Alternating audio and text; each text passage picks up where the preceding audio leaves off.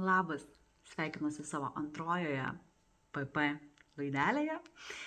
Šį kartą mes kalbėsim apie dėmesį, jo valdymą ir kaip jis padeda mums įvairiose gyvenimo srityse.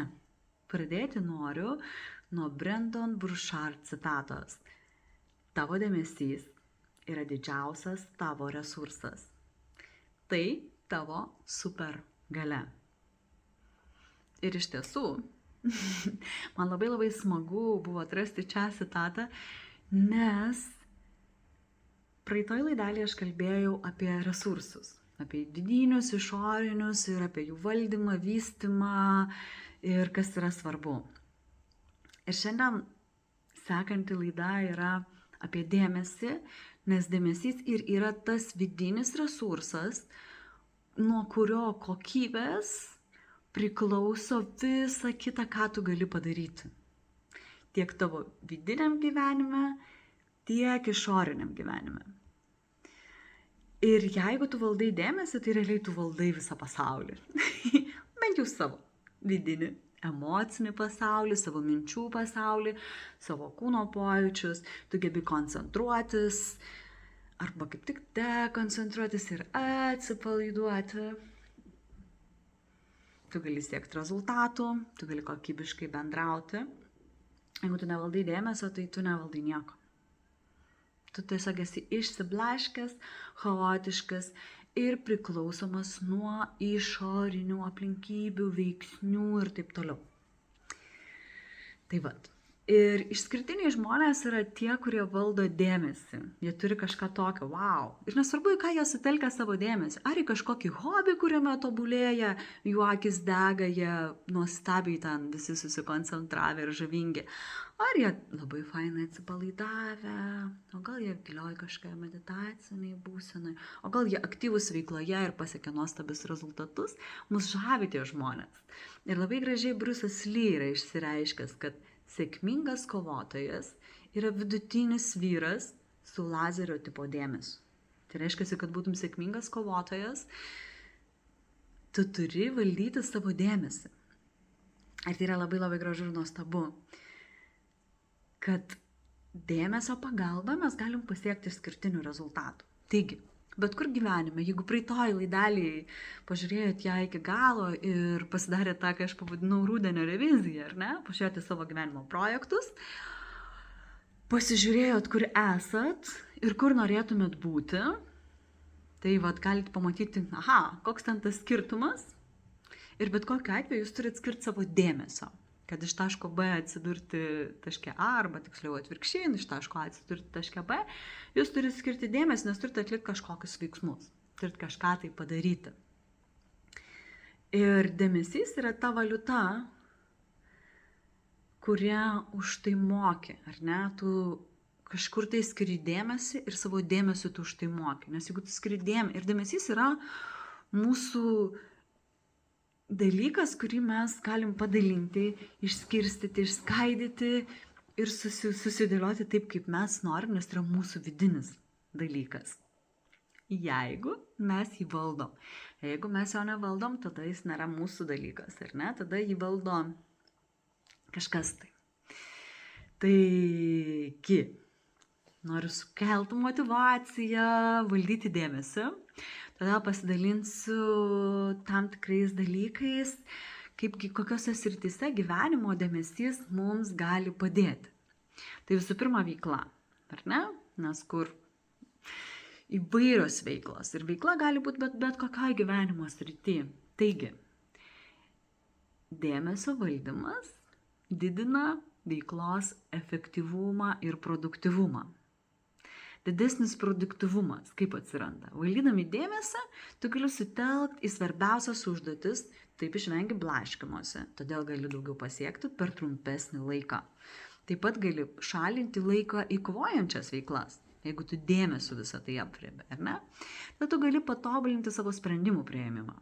Jei sugebi nukreipti savo dėmesį į atliekamą užduotį, ir gali atriboti nesusijusią informaciją. Pavyzdžiui, tuo metu, kol darai kažkokį veiksmą, neslankioti Facebook'e, nežiūrinėti papildomų vaizdelių ir kažko ten dar neužsiimti, tiesiog visą dėmesį sutelkti ten. Tai tu gali priimti labiau pagrįstus sprendimus ir jie gali būti daug racionalesni. Arba jie gali būti daug širdingesni, jeigu tu esi šį kartą nusprendęs sprendimą priimti iš savo širdies, ar ne? Tada tu gali atsiriboti nuo savo minčių ir tu gali sutelkti dėmesį į savo širdį ir priimti sprendimą iš širdies. Taigi, lygiai taip pat labai svarbu, kai mes sprendžiam kažkokias tai problemas. Ar mes įsiveliam į jų išgyvenimą, patyrimą ir buvimą juose, kas irgi nėra blogai ir yra kartais faina skirti tam dėmesį. Bet jeigu mes norim surasti efektyvų sprendimą, dažniausiai tam giliam išsijautime kartais jo nebūna. Todėl reikia kartais išimti save iš tos situacijos, savo dėmesį nuimti nuo jausmų, išgyvenimų ir patirčių, o sprendimą priimti atsitraukus nuo tų emocijų, nuo to, kas šiuo metu vyksta, nuo tos pačios problemos. Tai reiškia, kad tu gali aiškiau mąstyti, tyrinėti skirtingas perspektyvas, siūlyti ir įmatyti novatoriškus sprendimus. Lygiai taip pat labai paprasta. Jeigu aš koncentruoju dėmesį į užduotį, aš tikrai ją efektyviau atlieku.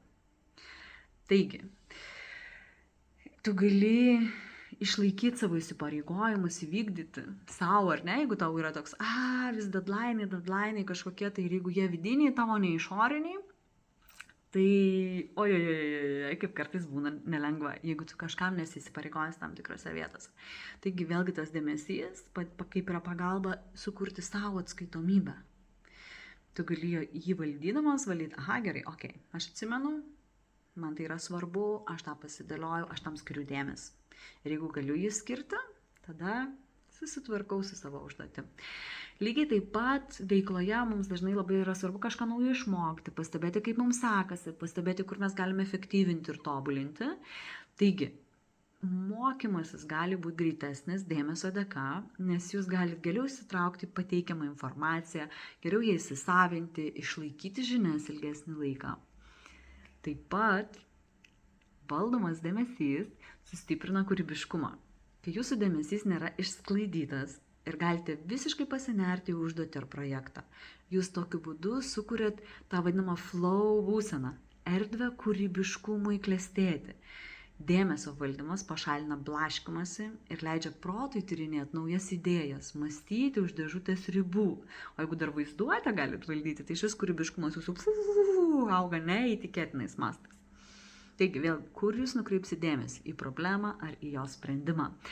Į užduoties atlikimą ar į priežasčių sugalvojimą, kodėl negalite jos atlikti? Taip pat dėmesys yra labai svarbus mūsų santykių kūrime. Santykio su savim, su artimaisiais, su visu tuo, kas mūsų supa. Nes mūsų gyvenime santykiai priklauso nuo to, kaip mes jaučiamės. Kad būna iš tiesų, kada tu jautiesi, kad tu iš tiesų pabuvai su žmogum. Kai tu davei 100% savo dėmesį tuo metu būdamas tuo žmogum tam žmogui ir ta žmogus tau skyrė 100% savo dėmesio. Tai reiškia, aš buvau su tavim, tu buvai su manim. Tada tai yra asmeninio gyvenimo kokybė. Pabuvimas tame, išgirdimas, jautimas to žmogaus. Jeigu žiūrint veikloje, lygiai taip pat gebėjimas skirti visą dėmesį, jeigu pas jūs atėjo jūsų klientas, jeigu pas jūs atėjo viršininkas arba kolega, kuris nori pasitarti arba kažkokias užduotis tau perduoti arba kažkokia problema pasiskus paklausti išspręsti, jeigu tu skiri visą savo dėmesį tuo metu ten, tai tu daug efektyviau viską išgirsti, pamatai, supranti ir jeigu tu netgi skiri tiesiog dėmesį žmogui, kuris yra šalia, tu gali net nepasakytas iš emocijų suprasti, kas pas jį vyksta. Taigi, rodydami dėmesį mes parodom žmogui, kad mes vertinam tai, kad jis yra šalia. Ir tai padeda mums efektyviau klausytis, suprasti kitų perspektyvas, reaguoti apgalvotai, kas ypač svarbu moterims, ar ne, nes mes dažnai atgal ir sureaguojame kažką tai, o labai svarbu apgalvotai reaguoti, ar ne, pažiūrėti, kas ten įvyko, kaip reikia man reaguoti iš tiesų, kaip aš norėčiau reaguoti, dar turėti laiko apmąstyti, nes mes valdom dėmesį, tai mes galim tai padaryti. Psichinė mūsų gerovė, jos kokybei lygiai taip pat svarbus mūsų dėmesys. Šiuolaikinėme pasaulyje mūsų dėmesį labai daug kas išblaško. Ir mes esam pasimetę, mes prarandam vidinę ramybę, mes prarandam savo balansą, mes prarandam save, o mūsų psichinė sveikata yra susijusi su savęs jautimu, aš sakyčiau.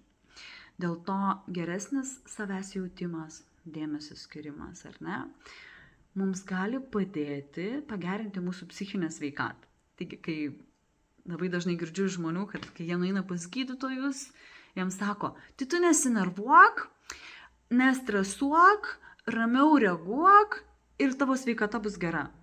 Bent jau geresnė tam tikrose srityse. Ir iš tiesų taip ir būtų. Bet kaip tą stresą valdyti? Kaip valdyti nerimą, įtampą, pervargimą? Visa tai yra dėmesys. Dėmesio valdymo pagalba, ar ne, jeigu jūs valdo dėmesį, tai dėmesio jūs galite atlikti visus paprastus tos pratimus, kuriuos patarė, ar ne? Sutelk dėmesį į kvėpavimą, pasilik erdvės tarp reakcijos ir savęs, ir dar visokiausius įvairiausius patarimus, ar ne? Mes galim integruoti dėmesio dėka. Dėl to išmokti valdyti dėmesį yra, taip sakant, gyvybiškai svarbu. Taip pat mūsų fiziniai sveikatai dėmesys ir jo valdymas yra labai svarbus įgūdis. Todėl, kad jeigu mes kreipiam dėmesį į savo kūną, į emocijas ir mintis, tai mes galim greičiau aptikti diskomfortą, tiek emocinių, tiek fizinius pasikeitimus kažkokius tai kūne, ir kurie gali indikuoti sveikatos sutrikimus, todėl mes galim greičiau kryptis ir išvengti didesnių pasekmių. Lygiai taip pat, jeigu mes esam dėmesingi savo kūnui, mes galim pastebėti, kokią įtaką jam daro maistas, ekranai, nejudėjimas ir visi kiti dalykai. Tai jeigu mes mokam su savo dėmesiu žaisti, ar ne, ir stebėti savo kūną, kad ir netgi pastoviai, tarkim, netgi darbe, ar ne, mes dažnai sėdim prie kompiuteriukų nepatogiai ir nefainai, o jeigu aš turiu dėmesio, valdau savo dėmesį ir turiu dėmesio kūnui, ar ne, tai aš sėdžiu, dirbu, pagaunu save, kad dirbu taip, sudėlioju pečius ir dirbu išsitiesus. Vienas iš tokių paprastų pavyzdžių. Dar vienas dalykas, kur yra be galo svarbu. Taigi, dėmesys labai svarbus, ieškant gyvenimo pusiausvyros, to vadinamo balanso. Dėmesio valdymas leidžia nubrėžti aiškias ribas tarp darbo ir asmeninio gyvenimo. Kas šiais laikais yra be galo svarbu, nes mes visi gyvenam tam vadinam technologijų amžiuje ir dabar daug kas dirbam iš namų, tai darbas, namai yra labai susiję ir viskas susimiksavę. Todėl labai svarbu, čia dabar aš dirbu, čia dabar aš esu kokybiškai su šeima, su vaikais ar pats su savim. Ir tai padeda sumažinti, tai lygiai taip pat sumažina stresą, padidina bendrą pasitenkinimą abiejose srityse gyvenimo. Dėmesio valdymas yra būtina sąlyga asmeniniam augimui ir tobulėjimui. Jis padeda vystyti savirefleksiją ir savistabą. Jeigu valdom savo dėmesį, mes galim jį nukreipti ne tik į išorinius objektus, mes galim jį nukreipti taip pat į savo vidų. Tai skatina savirefleksiją ir savistabą. Jeigu mes atidžiai stebim savo mintis, emocijas ir veiksmus, mes geriau suvokiam savo stipriasias, silpnasias puses, motyvaciją, elgesio modelius, visus triggerius, ar ne? Taigi, taip pat tai yra labai svarbu sąmoningumui ir buvimui čia ir dabar. Jeigu mes galim, kaip Eckhart Tolle citatoje, kuris pasakė, kad brangiausias mūsų turtas yra dėmesys, kurį mes galim nukreipti į šią akimirką.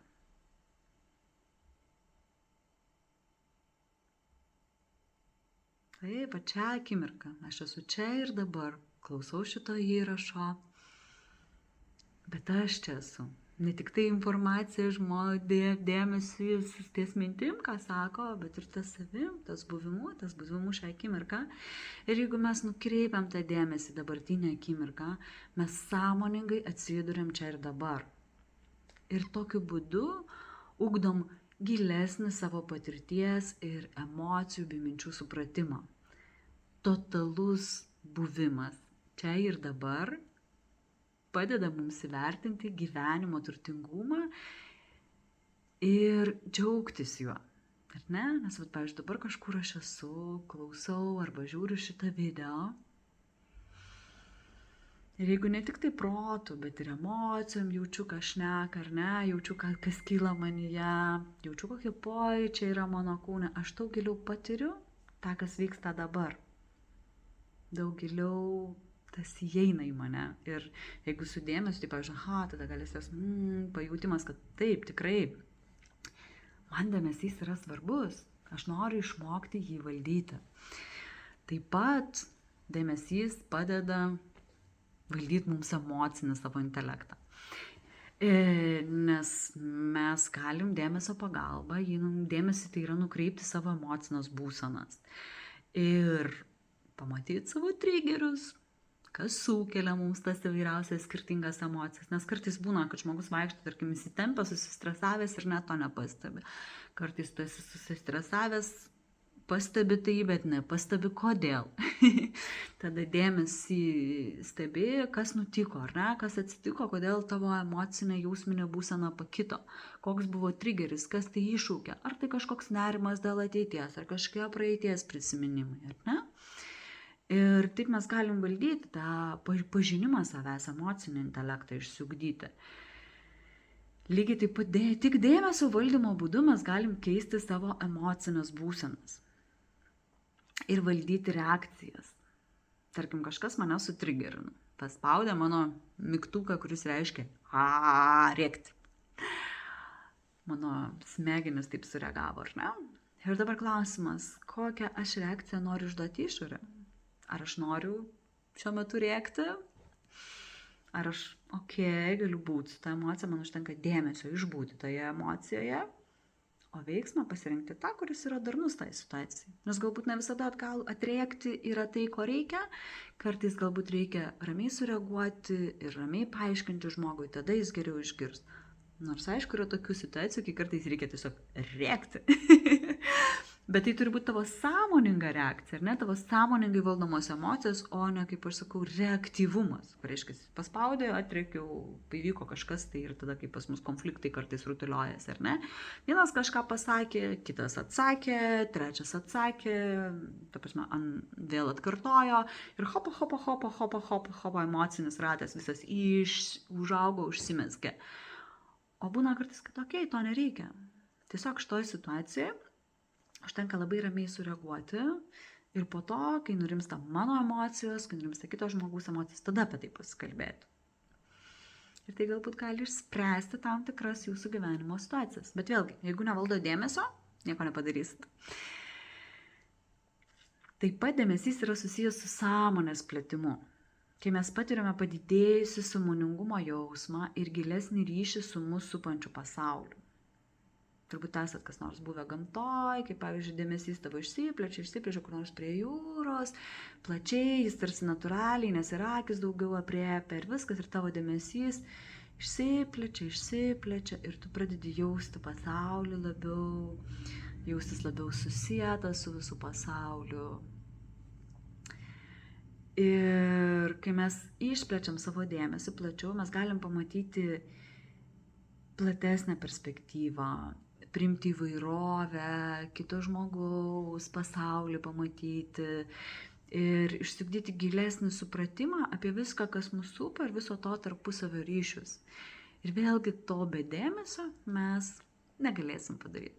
Todėl labai svarbu lavinti yra savo dėmesį.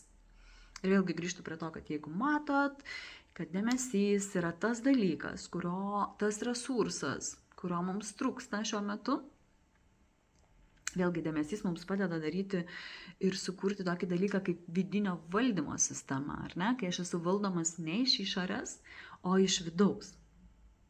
Taip, nes dabar yra labai tas toks didelis, kad taip, aš noriu gyventi savo gyvenimo nuo savęs ir taip toliau, bet staiga iš išorės išorinis valdymas mus įtraukia. O jeigu tu gebi valdyti savo dėmesį, tu matai poveikį, matai įtaką, tada tam tikrais momentais, tam tikrais aspektais tu gali padaryti realų vidinį savo pasirinkimą ir vidinį savo veiksmą, nesvarbu, kaip tave įtakoja išorė, tu gali remti savo vidum ir nuo jo gyventi.